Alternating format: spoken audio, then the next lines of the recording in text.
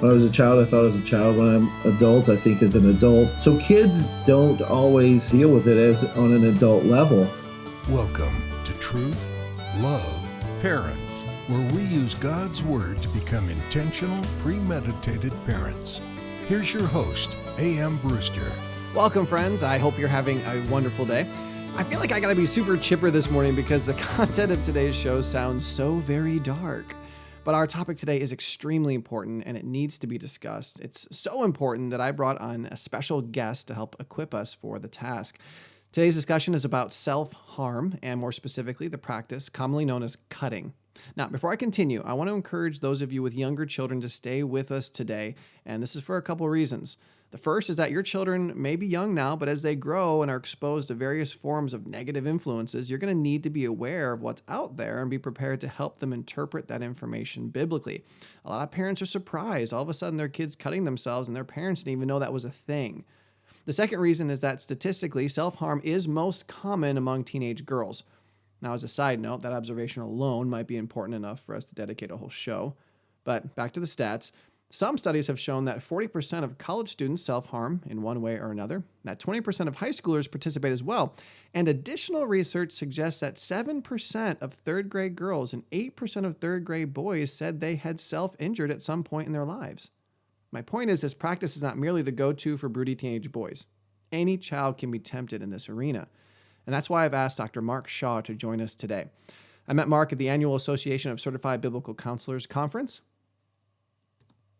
I attended one of his many workshops specifically about self-harm, and I knew he'd be great help for you premeditated parents out there. How are you doing, Mark? Doing great. Great. Thank you. Awesome. Well, for all you listeners out there, Mark and I have been really trying to connect here to make this work. And honestly, I'm very hesitant to ever put my thoughts out there. The devil is trying to stop this from happening. But it's interesting when I'm trying to connect with certain people for interviews and whatnot, how many issues and stuff come in, and it's just technological issues and all that kind of stuff. So Mark and I have been battling this morning, actually getting connected, and we're so happy to be together. We're almost giddy, but it's actually working. But let's go ahead and jump in here and just get the chance to know you, Mark. Give you a chance to introduce yourself to the audience. Tell us a little bit about yourself. Tell you about your family, and tell us about what your ministry is. My wife and I have been married over 20 years. She would know the exact number of those years, but we have 4 wonderful children, and we now live in Indianapolis, Indiana, and I am restarting a ministry that I founded 10 years ago called Truth.Love Ministries, and we are a local church partnering organization. We go into local churches and start counseling. We have a turnkey operation. We have an office manager who manages counseling appointments. And then as we counsel, we teach a class at night, and it's very interactive. It's lively. It's not just content driven. I think there's a lot of great content out there, but what I'm trying to focus on is giving people an opportunity to mix it up a little bit, to work on case studies and role plays and listening skills and learn how to ask good questions and follow the breadcrumbs, so to speak, of what people are saying back into their heart motivations. And so we do that at night, try to find people in the local church who want to do counseling and then enfold them into our ministry. And we counsel in teams of 2. So we always have 2 counselors in every session. And we put those church members with our more seasoned team of counselors in our ministry. And we hope to raise them up from maybe a second chair counselor to a first chair counselor, meaning they become a disciple maker, a leader, and we constantly replicate. So we're trying to always counsel in teams of 2 for the purpose of replicating more counselors and growing the ministry in a local church. So that's what we do in the Indianapolis area. And then I teach on addiction and nationally and internationally and so forth. So really excited about the days ahead of ministry for Truth.Love Ministries. Well, first of all, you got a great name, just saying, Yeah. Second of all, I think that what you're doing is amazing because it's getting counseling, back into the church, back to the people who the Lord has equipped to be doing that work, which is awesome. But I also, you made a little comment there about, speaking and whatnot on addictions and stuff. And I'd love to hear a little bit more about your experience in that. Like, how does a person come to the place where they're invited to come talk about addictions? Hey, we need someone to talk about cutting. Let's get Mark Shaw. Yeah. Well, I have a very gifted wife who edits all of my writing and my books. And so I have 20 published resources, and I have that many because of my wife. She edits and does a great job and gets it ready for the publisher to where it's almost publisher ready when they receive it. So that's why I get invited, is I have a lot of resources. I've worked in the addiction field since 1991. And I take a deep breath when I say that, because it's hard to believe, A, that I'm that old, and B, that I've done this kind of work, because it's hard, as you know, just residential living, with people. You're dealing with everything from they need a toothbrush to they need to be counseled due to some traumatic event in their lives. So it runs the gamut, and it can wear you out if you're not careful. But I love it.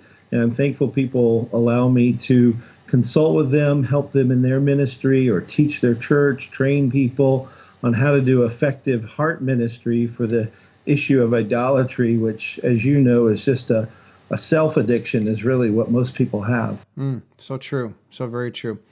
All right. See, I told you Mark knew what he was talking about, and he does. I was, like I said, I had met him in one of his workshops, and I was blessed, so blessed and helped in that workshop. And I'm really looking forward to him sharing his knowledge and his research and his learning and experience with you, which is why we're all here. We're here to grow as parents. Now, I just threw out some statistics in my introduction, but I'd like you to take a moment to kind of define self-harm broadly. And what I always do, and I always do this to my interviewees, I always throw a bunch of questions at them and then hope they remember most of them. But this is kind of what I'm wanting from you. Kind of to define self-harm broadly, try to define cutting for us specifically. And then just share some of your observations you made in your ministry to people with this self-harm temptation. Like, I'm just curious, like you might ask, among young people, who's predominantly affected by this? Do these young people have anything in common? Stuff like that. Kind of help us understand the big picture of this. Sure.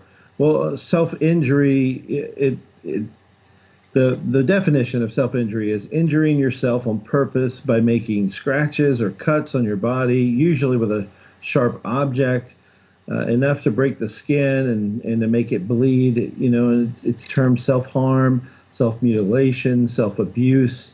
SIB, self-injurious behavior, is a term you hear for this. And then there's, non-suicidal self-injury. So NSSI is another abbreviation that you hear linked to this. But it's basically, injuring yourself, hurting yourself. And there's a number of ways to do that. And if you think about it, Aaron, we all injure ourselves. I mean, we all make choices day in and day out. Some of ours are smaller scale, but what we eat, what we choose to do or fail to do if we don't exercise or we don't take care of ourselves. I mean, those are little tiny forms of that. But for the kids that we're talking about, it's normally younger people who struggle with this. Although I've met with late 20s, early 30s, that age range, but very immature thinking behind that.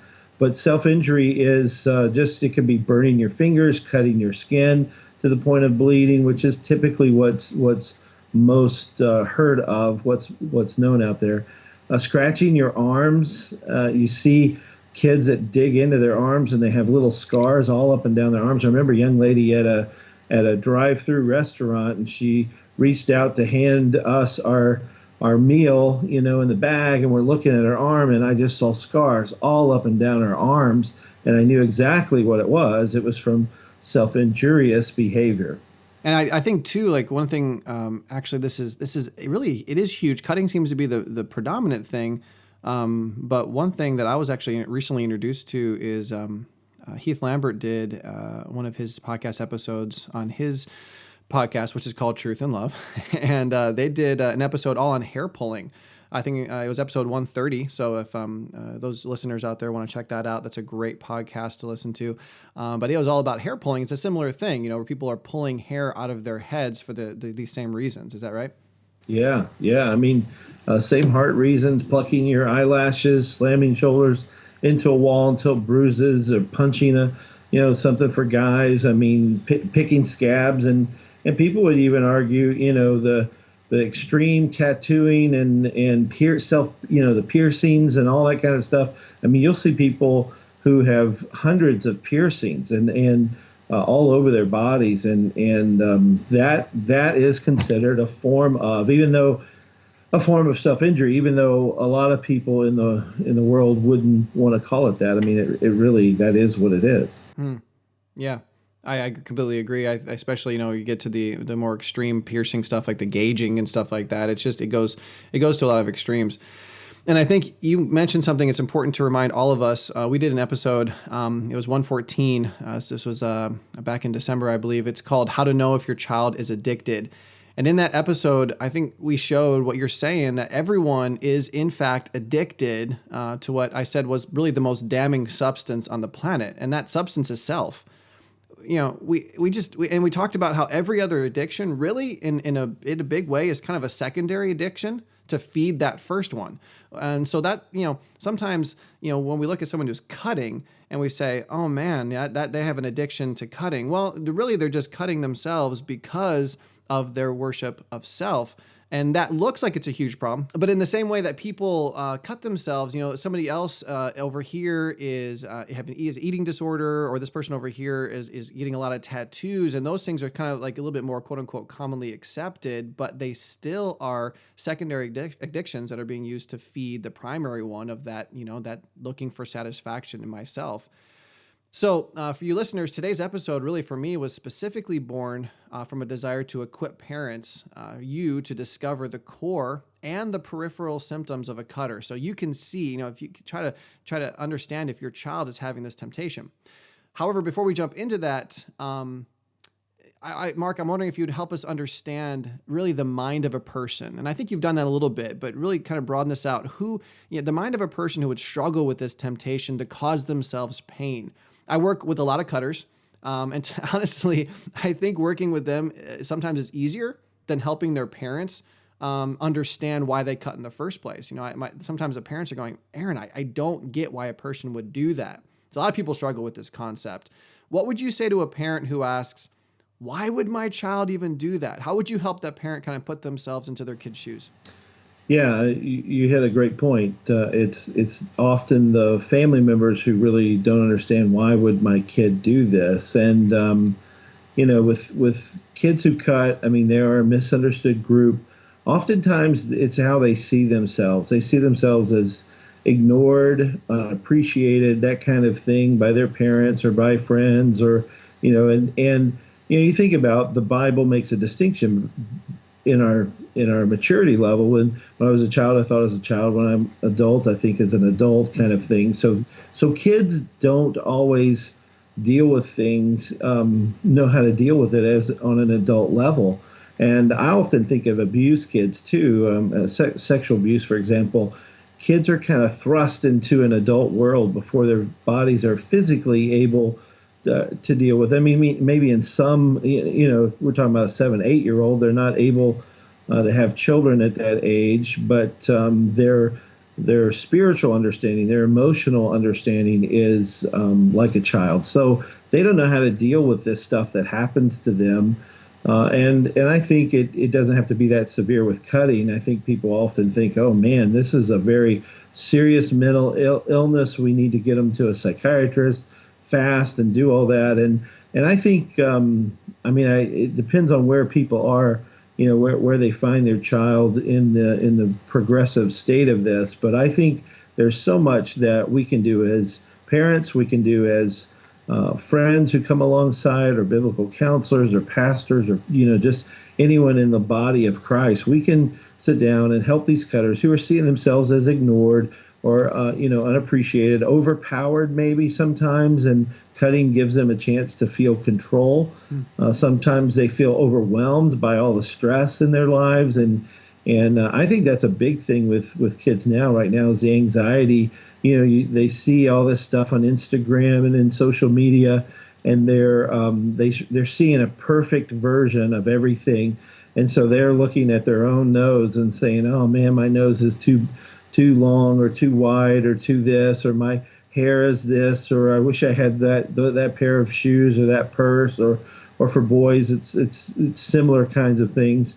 And so kids are anxious. They're wanting to strive to be perfect, and that creates the stress, the overwhelming feelings that they have. And then being bullied or degraded by other teenagers. I mean, that's common in the teenage realm. It can happen in other ages. But then just strongly disliking themselves. So I think that's where the cutter goes. They go to a place where they can control it. We'll talk about that more in a minute, I'm sure. But that's kind of how they're seeing themselves. And so parents can step in and help. One thing I do real quick, I mean, with our kids, we went to a counseling training conference. It was open to the whole church, and I took my two youngest kids. We have four. And afterwards, we always try to stop somewhere and just talk about it. And usually I have to kind of unpack wrong theology or things that I heard that I really don't want my kids to believe, that if they're not biblical. So we stop and we talk, and and I listen to them, and I just ask questions at first. And then I kind of bring in my agenda. Well, when this person said this or said that, this is what the Bible teaches, and I'm not sure that's true. And I try to say it in a way that, this person loves the Lord. They don't know this yet. They're in the process of learning. So I try to unpack that for my kids and help them to think and understand more in a more mature, adult-like way without making them into adults. That's not the point, but helping them to understand things in a bigger way is what I'm trying to explain. And so I think with kids, they're just emotional. They don't know how to deal with things that are hurtful and dealing with suffering and all that. And so they go to this place of self-harm, and parents wonder, what's going on, but this is a place that they can control. I think that's fantastic insight. And I think it's helpful because we don't all respond to things the same way. Some people are more sensitive to certain things, and other people that doesn't bother them. And I think that's helpful. And we really do. I think it's so beneficial for us to try to understand what our kids are going, what they're experiencing. I read an article recently that said that so many of the symptoms and the things that kids are doing nowadays are similar to PTSD. Our kids are experiencing some of the same pressures and stresses that people coming back from war are experiencing.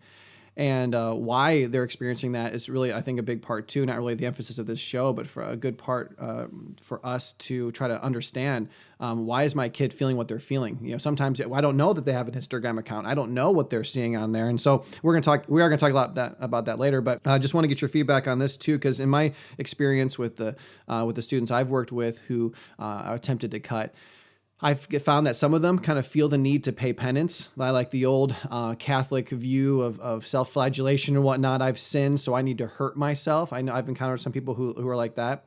Some people, I think, are just trying to distract themselves. A lot of adults do that. They'll turn to alcohol. For me, when I was younger, one of my distraction things was sleep.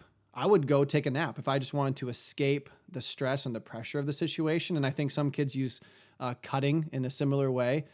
I also read once in some research that I had picked up after the conference that you and I were at about the fact that really the physical process of harming yourself, if it's not an extreme type of a harm, but it actually has a biological response that can be mildly enjoyable. Is that right?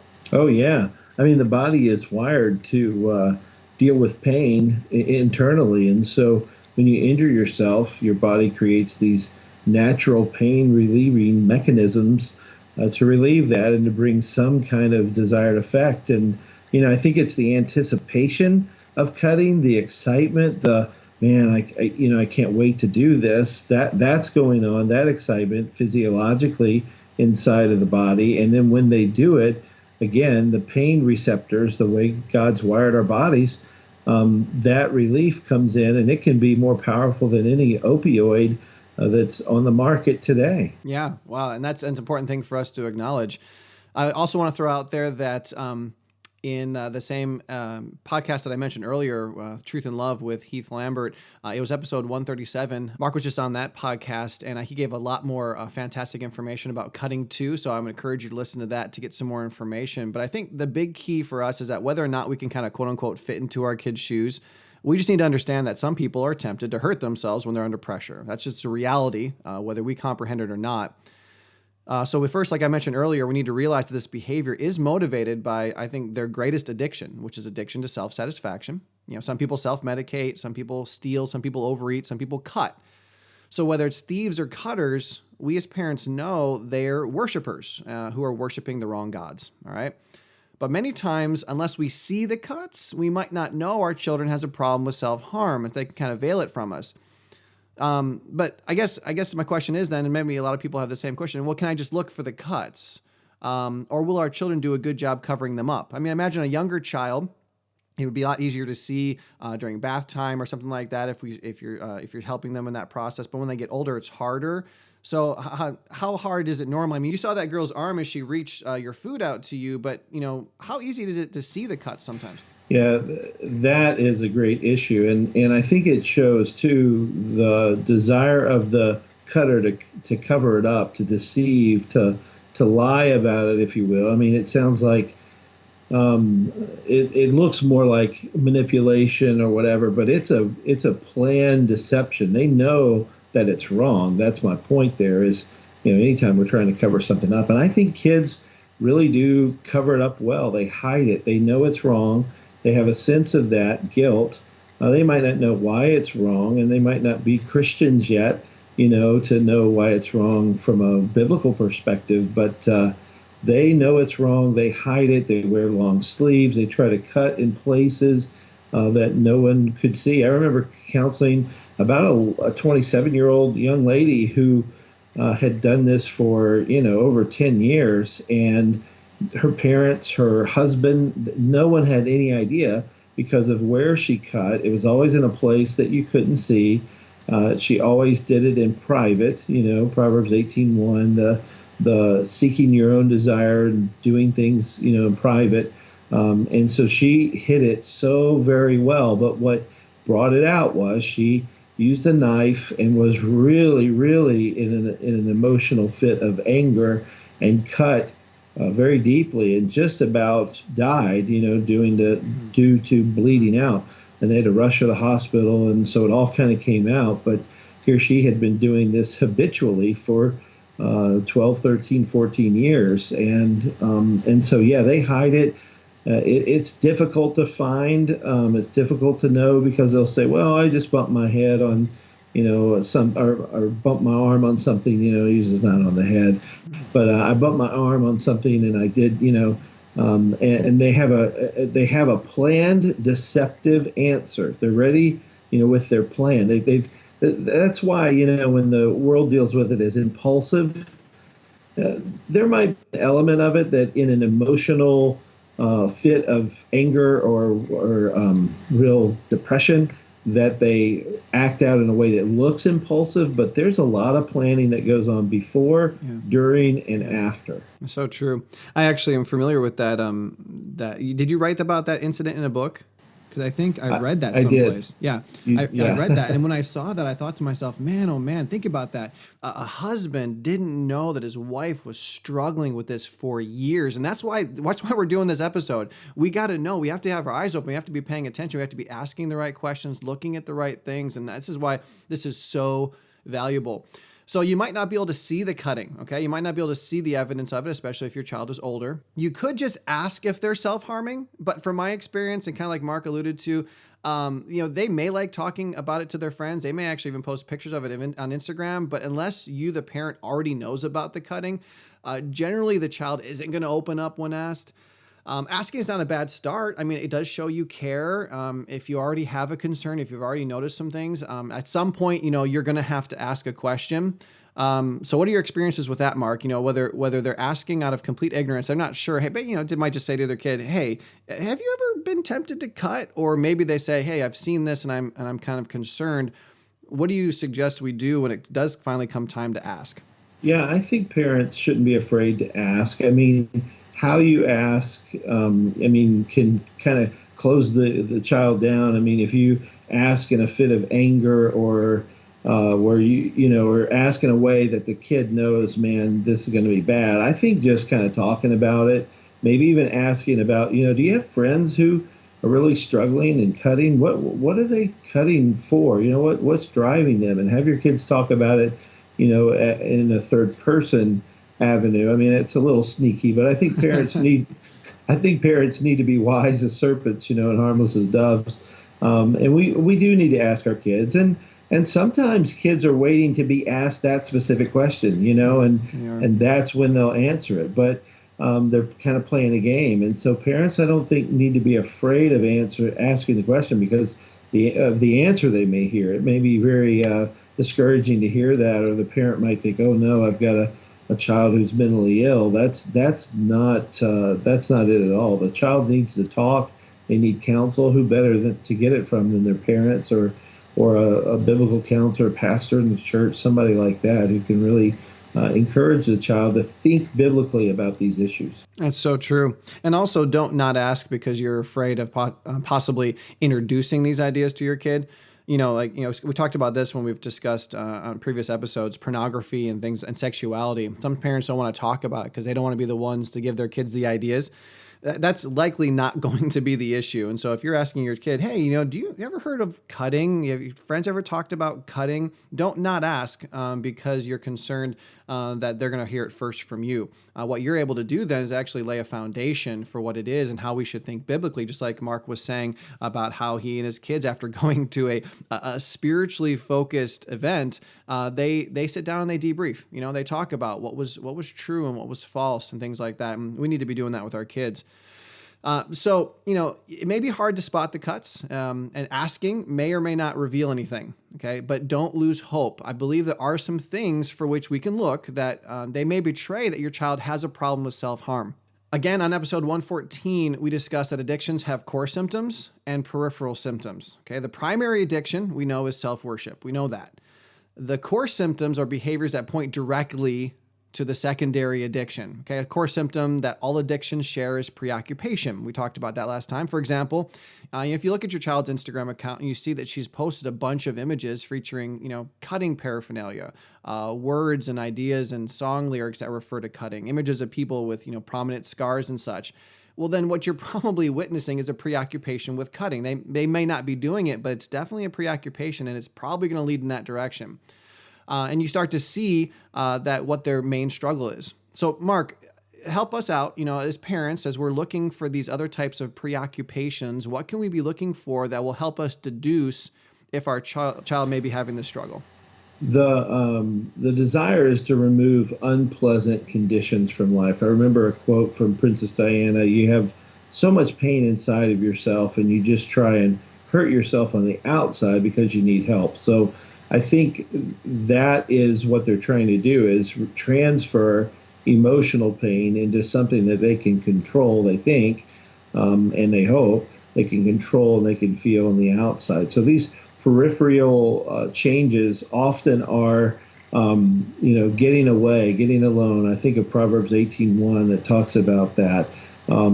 So they might escape from family conversations and kind of be in a place where they're brooding or thinking about being bullied that day at school, and they're just afraid to. I think fear is a big thing too, and so they're afraid to tell people about it. They're afraid of not being perfect or being, something's wrong with me, and again, not knowing how to deal with it, being kind of overwhelmed by that and anxious. So fear is a big thing that expresses itself in these these transformational peripheral symptoms, as you call it. And I really liked that podcast or that episode 114. I thought it was really excellent. Thank you. I thought it was great information, and that's what parents need to be looking for. Are they withdrawing? And I think as parents, I think about God. the Father who sent his own Son to be with us. I mean, God sent his Son to be at our level with us, to enter in. And I think as parents, especially as fathers, we need to enter into our kids' world. Now, that doesn't mean playing video games all of the time, although I do enjoy that, with my kids or whatever, playing basketball. But entering into their world and trying to understand them and the pressures that they're under, because it's different than when I was a kid. I mean, there were pressures when I was a kid, but they were different. And so understanding my kids and their struggles and so forth, I think is important. And so, yeah, I mean, any of these peripheral symptoms, any of these things that are going on with them where they are making changes that are significant, withdrawing or getting in with the wrong crowd. I think parents, we have to be so careful about the kids that we have our children's, be around. I mean, not that there's no perfect kid out there, and I like for certain conflicts and things to arise so that we can try to resolve them biblically, with the kids. But there are kids that I think are already immersed in a lifestyle of wickedness and addiction in terms of chemical addictions and that kind of thing. And so as parents, we need to lay down the law and make sure our kids understand, hey, you don't need to be around this person or that person. You need to be careful who you're surrounding yourself with, or I really don't want you to be around that person. Yeah, and I think that kind of exposes two issues that we have. One issue is that sometimes we're just not paying attention enough.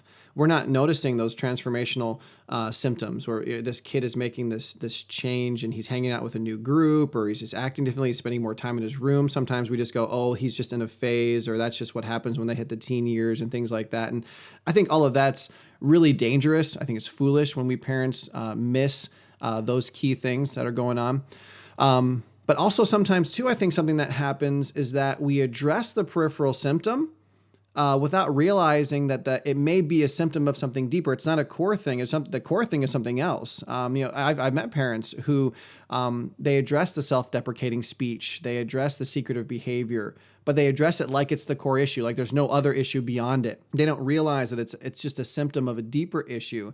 So I think those are two temptations we as parents face when we see these other issues in our kids' lives. We don't realize that A, it's potentially pointing to something much deeper, which ultimately is going to be self-worship. And then B, when we just kind of deal with that surface thing and we move on, or I guess the other side of that is that we just don't see it at all. And that's, I think, huge issues. But in order to kind of round out our list a little bit more, I think some more things that you parents can be listening and watching for is, what is their music promoting? Man, we've talked a lot on this show about knowing what your kids' music is all about. I really think you need to do that, because sometimes they're just filling their minds with these ideas that they never thought of before, and it just kind of becomes cool. And it becomes cool because their music told them it was cool. Also look for implements. This is an interesting one. I once had a boy who took a knife, but he didn't take the knife to cut himself. He took the knife so that he could sharpen a golf tee. He found a wooden golf tee, and he took the knife, sharpened the wooden golf tee so that he could use the golf tee to cut himself. I found, and like Mark already alluded to, there's a very systematic, there's oftentimes a very planned out type of approach to cutting. And it's almost like almost a worship service in a way. Everything's set up. It's all right where it needs to be. So look for those things. Look for things that kind of seem out of place. Why would there be a sharpened golf tee in your child's room? Things like that. Also, I think it's really important to see if your children are drawing on themselves. I know it's like second nature. Kids doodle on themselves and whatnot, but I don't know about you, Mark, I found that some people draw on themselves to actually mask that they've been cutting. They may use a red pen or a dark Sharpie or something like that to kind of cover that up. And like you mentioned earlier too, the wearing of long clothes. These are all just things I think that we can be looking at to say, hey, my kid, he's wearing long sleeve shirt and long pants in the middle of summer. I guess depending on where you live, that might be normal. But in most places, I think we kind of be like, what's going on with this? So any other things on your list, things that, hopefully could stick out to a parent as being something that really should grab their mind and have them ask the next question? Well, you hit on a big one, I think, with music, and just thinking about like a lot of rap artists promote pill popping and drug money and all that kind of stuff. So what they're listening to and how they're starting to wear their clothes and their look and the long sleeve shirts, all that kind of stuff is great. And parents just need to be attentive, like you said. That was great. Awesome. Yeah, and it's huge. We just need premeditated, intentional parents. All right, so this insight's really helpful for me. I'm really appreciating this. So it's true that we parents, we can so easily miss the indicators that reveal our kids are worshiping themselves. But beyond equipping us with the knowledge to spot the self-harm, I'd like for you to take a moment to help us understand really just the best way to parent our children. Let's just say that we've figured it out. Okay, we've discussed it. We've even potentially approached our children. It's out on the table, and we're wanting to deal with it. And like you've said, I think a lot of parents get scared. They think, oh no, my child has a mental disorder or something like that, and they feel ill-equipped to deal with this. So I have 4 questions I really like you to help us answer. Number 1, what biblical truth can we bring to bear on the situation? Number 2, what additional help should we seek if we discover our kids are hurting themselves? Because, yes, we are equipped by God to handle this, but we might not have all of the information we need.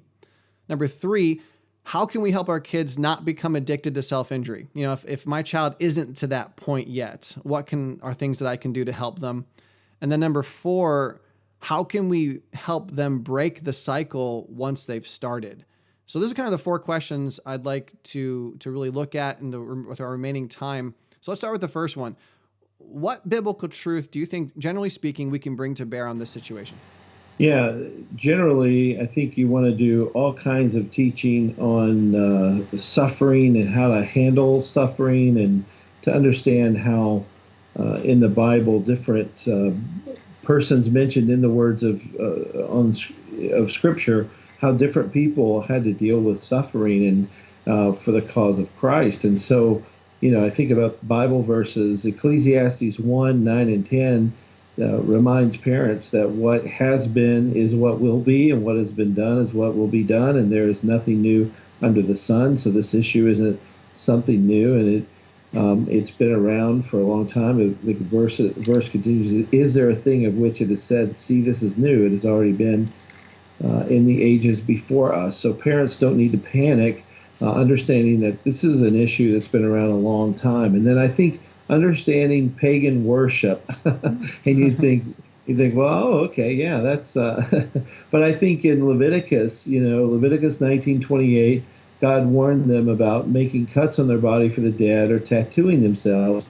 I am the Lord. And Leviticus 21:5 is very similar too, of making cuts on your body for the purpose of mourning the dead. And so I think the reason I deal with this issue as more of a grieving issue, again, handling suffering, feeling ignored or unappreciated, bullied, overwhelmed, overpowered, et cetera, I think all of that is very similar to how pagans grieve the dead. And so I think, my booklet and other booklets talk about that, and people can certainly use those scriptures in a way to break it down at a child's level. But we're not to grieve as though we have no hope. And so for the Christian, I have a grandmother right now who's not doing well in the hospital, and she may die. But the belief is she's a Christian, and she's going to be with the Lord in heaven. And so we grieve our loss. It's selfishly, I guess. We grieve our loss, but potentially here in this situation. But we also celebrate her going on to be with the Lord. And so I think the biblical truth that has to bear on all these situations is having a perspective from God's view rather than our view helps us a lot. And we have to instill that in our kids. They don't come pre-wired with that. We have to help them to understand. Yeah, we just have to help them understand biblical passages that bring hope, that bring a different perspective and it's a biblical perspective. That's what the kids need. And parents just have to do that faithfully day by day by day. I was thinking, I've taught for a long time, and my kids go with me on a lot of the trips, and I've taught this stuff everywhere, and it's always amazing to me. We'll be driving home, and somebody will say, "Dad, you mentioned XYZ tonight," and I've mentioned that, the same story, the same thing, 100 times they've heard it, but for whatever reason it clicked that particular night. And I think parenting is the same way. We've got to constantly just bring up themes, bring up truths, bring up biblical principles for our kids to hear all the time, hoping that at some point it's going to penetrate the heart and they're going to get it. But there's tons of biblical truth that I think help kids to understand that they are valuable in Christ because they're an image bearer of God, that they represent God, and that they should live for God, and that they want to see life from God's view, not from our view. And kids can get it sometimes better than adults. Yeah, that's definitely true. And this kind of actually is tying in a little bit now with our third question. How can we help our kids not become addicted to self-injury? Because I think in many ways, the truth that would bring to bear into the life of a child who is struggling with it is the same truth that we need to start bringing into the lives of kids who aren't struggling with it yet. I mean, some kid comes home from school having had a really stressful, high-pressure day. How they're going to handle that, even if they're not tempted to cut themselves, right? They're still going to be tempted, likely to handle that in an inappropriate way. So bringing the biblical truth to bear in their lives that will help them to deal with that in a Christ-honoring way will not only help the children who are handling it the wrong way, but also hopefully prepare a child to not take it to the next step and to do something like self-harm. So that's definitely very true. One passage I like to use is the story of Elijah. You've got the prophets of Baal and that huge mountaintop experience. Well, then Elijah just goes running off into the wilderness, and he's kind of like pre-suicidal. He's actually saying, I just wish I were dead. And he's really in a bout of what we call depression at that moment. He's not handling the stress well, even having God do this miraculous work. He's struggling with this. And this is informative for us parents. I mean, just because our kids are quote unquote doing well, just because they're leaders in the youth group and whatnot, doesn't mean that they're not going to be tempted with these thoughts and they're not going to have these struggles. But secondly, you can guide your child through how God got Elijah back to where he was supposed to be. See how God interacted with Elijah. See what he drew Elijah's mind to. And then we see Elijah going back out and doing the work of the Lord. So yeah, keeping that truth in your kid's life, teaching them all the time how to handle stress and pressure and trials. And we're studying James right now. Count it all joy when you fall into diverse temptations. What does that look like? Helping your kid understand that. Now the second question was, assuming if we ever find that our kids are hurting themselves, what additional help should we as parents seek? If we don't have the experience and haven't worked the jobs that you've worked and haven't been trained in this, we have what we need to parent them, but what additional help should we be looking for? I think I read, or my wife told me about, that's probably the truth of it. She told me about a study that they did that kids need 4 or 5 different adult voices in their lives. And so I think, what better than to go to the church to try to find like-minded friends in the church or a pastor, a deacon. And I'm thinking friends, like go to the church and find a couple of ladies who would sit down and meet with a teenage girl, your daughter, who they could disciple and spend time with her, be another voice in your child's life. And so I think I try to get my kids around adults, friends a lot, so that they can speak the same message that mom and dad speak, but this adult, they'll hear it from a different adult than they would their parents. So I think that's a resource. If it's severe cutting and trouble, I think you've got to go seek out biblical counseling to try to get to the heart of the issue and what's going on with the kid. I mean, it could be that the kid was abused in some way, and there's a multitude of ways that can happen, and they just don't know how to deal with it. And so parents need to try to investigate that or let a counselor investigate that and provide the help that the kid needs. But there are lots of ways. I mean, and parents, I think, need to be aware of knives and utensils like that could be used for self-harm. At Vision of Hope, when we worked with the ladies there, we had all the knives accounted for. We kept them in the same place. We didn't. We counted them after every meal. So there were a lot of detail work that we did in that residential program for young ladies that offered them a safer place, or at least a place that they were more accountable for their actions, and trying to limit the opportunities for that. But what's hard about this is, you can take a paper clip or something like that and harm yourself. So, and kids are sharp. They're very intelligent. Sharp's probably not the word to pick there, but So I true. wasn't trying to be funny or whatever. But no, kids are really smart, and they know what'll work and what won't work. And so I think parents need to not be ashamed of it or afraid of it, and go to their church, their pastor, or biblical counselor, friends in the church. And if they have to go to counseling, it's much better to go to biblical counseling than to secular counseling, because that could create a whole another set of problems, I think, because the kids are going to believe that this expert knows what they're talking about, and the expert's going to point them to self, which is the whole core issue of their addiction, is the preoccupation with self. So they've got to seek out help in the church and not be embarrassed. The church ought to be the one place that people go for help, and not have the pride that keeps them from it, the shame and so forth. But the church needs to be the place we go for help. Amen. Amen. And a lot of what you were saying kind of also ties into our fourth question. How can we help them break the cycle once they've started? Now, there are tons of answers we could give in this situation. It's oftentimes dependent. Sometimes you have to bring in an outside source, or they're getting biblical counseling and whatnot. I think little kids who pick scabs is something that's frequent with little children in self-harm.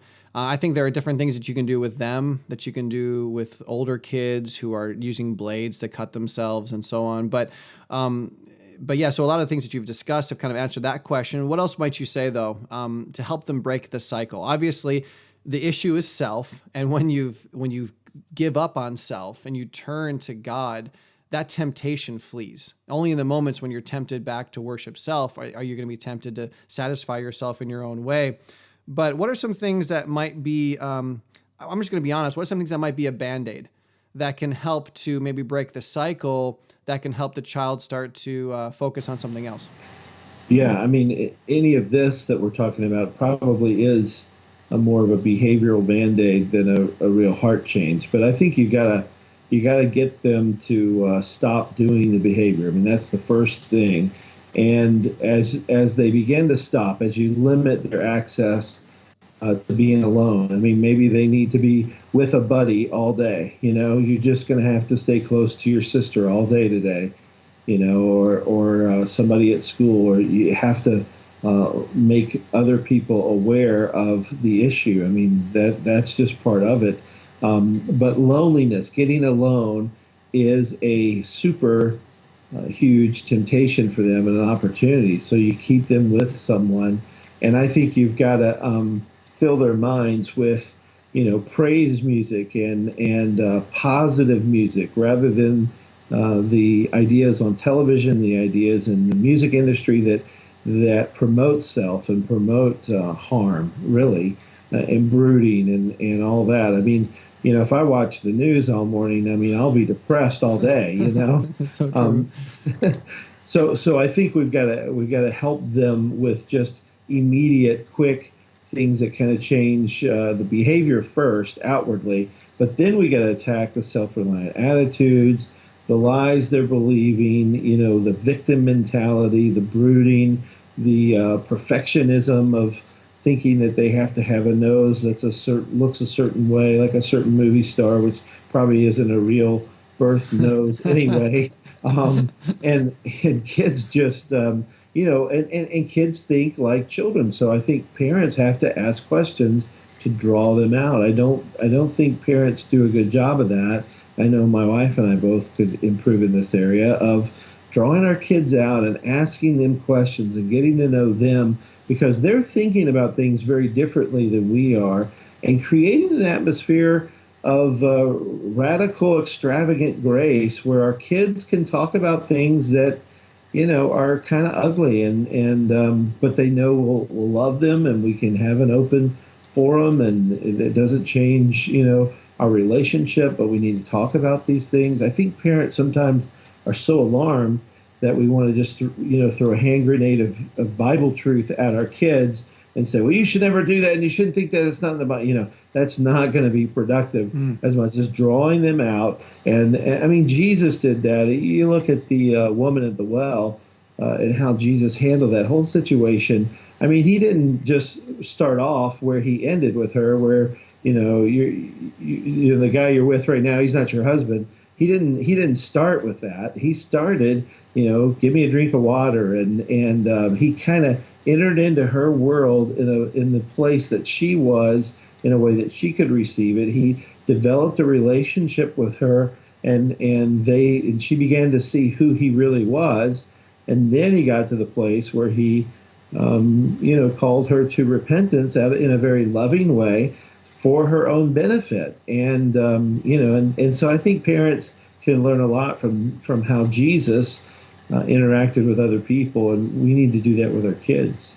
Man, and that is just a wonderful place to finish up, because that is so powerful, to be a safe place for your kids, where you do speak the truth in love, where you become a truth love parent, where you're parenting the way God's called us to parent. The idea of a safe place is so huge. Your kids need to feel comfortable coming to you and talking about sex, and talking about drugs, and talking about what the kids are saying at school, and talking about their struggles.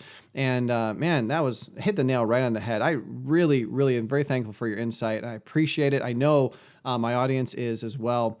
But last question here, are there any additional resources you'd like to tell us about, as no doubt there are some parents listening today who know for certain their child is cutting, and they really just want to know more about God's mind on the subject?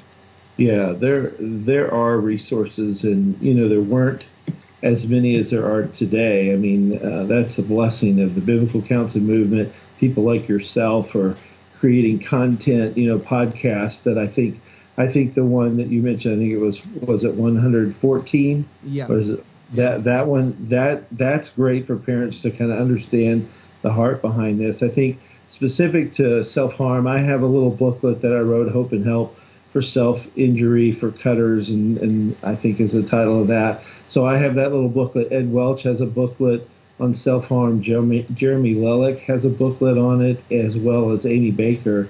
And so, I mean, you could get all four of those little booklets. It's kind of funny that we all wrote booklets on that. I didn't know that there were any booklets out there when I wrote mine, but other than Ed's, I knew Ed's was out there. But those kind of resources, I think, are not long reads. They kind of help you to enter into the child's world, to be a safe place, and to figure out what's really going on. And again, my approach is, the mourning, the dead, the hopelessness, the despair, the overpowered feelings, and parents have a big responsibility, but God's given us the resources we need from His Word to help our kids think about life from a biblical perspective, rather than from the perspective of hurt and self, and just really self-addiction. I mean, you've hit on that. So there are lots of good things. I mean, the Truth and Love podcast that Heath Lambert does are great. And I think Johnny Erickson Tata, if there's one person I want my kids to read, not that maybe people might not agree with everything theologically that Johnny teaches, but boy, if there's anybody who understands suffering and physical disability and limitations, I mean, I want my kids to understand, be in a wheelchair all day, I mean, I thought about, let's bring a wheelchair and make our kids just sit in a wheelchair and be in a wheelchair all day, just to experience it. You can't get up, you can't go to the bathroom as easily. There's all kinds of obstacles and all that. And so I think Johnny really helps me to be thankful when I read her, and I appreciate more of how she handles suffering. So I think that's what we have to do with our kids, is help them to see that there are many people less fortunate than us in lots of ways. But here's Johnny. When I met her in December, she is such a gifted individual. I mean, she sings, and she just kind of moves on. I thought, wow, I haven't met someone this gifted in a long time. Forget that she's in a wheelchair. I mean, she is an incredible person and joyful. And I thought, it just brought conviction into my own heart. So I think our kids need that as well. They need to understand that there are people in more difficult, more challenging situations, but they handle suffering in a godly, biblical way. Yeah. Get your eyes off of self. I know what you're talking about with Johnny Erickson Tada. In fact, everything you're saying here, I think is super important. I did an episode really early on called The Most Important Thing I Can Say to Parents. And that was just about equipping yourself, learning more, researching, studying, growing, because it's so easy to not put the necessary amount of research into the most important calling, one of the most important callings that we have, and that is to parent our children. So thank you so much, Mark, for all of this. I really praise God for your ministry, what you've done, what he's going to use you for in the future. What you're doing is beautiful. And for God's calling on your life to parent your own kids, I loved hearing your little anecdotes and what you're doing with them and things like that. That was an encouragement to me. Just thank you so much for taking the time this morning. Oh, thank you for having me. I really appreciate your ministry. Pray God will continue to bless it, brother. Thank you. Thank you. And thank you so much to you listeners for spending all this time with us today. As usual, when we have a special guest, there are no episode notes or transcript, but there are plenty of amazing biblical Christ-honoring resources available, and I encourage you to check them out. Now, on our next episode, we'll be discussing why is more important than what. It's an idea we've kicked around, but I want to take a little bit more time with it. We all know the power of asking questions. We talked about that today, but so many people say that why questions aren't as good as what questions. About what are they talking, and why is why so important. And don't forget to check out Dr. Shaw's links in the description. And if you haven't connected with us on social media or with him, for what on earth are you waiting? I just don't understand it. And if you'd like some more specific assistance with your unique family struggles, please send an email to counselor@Truth.Love.Parent.com. Self-harm seems gross and strange, but it grows from the same addiction with which you and I struggle. Don't fear the fruit, just parent the root. Have a great week. Truth, Love, Parent is part of the Evermind Ministries family and is dedicated to helping you become an intentional, premeditated parent. Join us next time as we search God's Word for the truth your family needs today.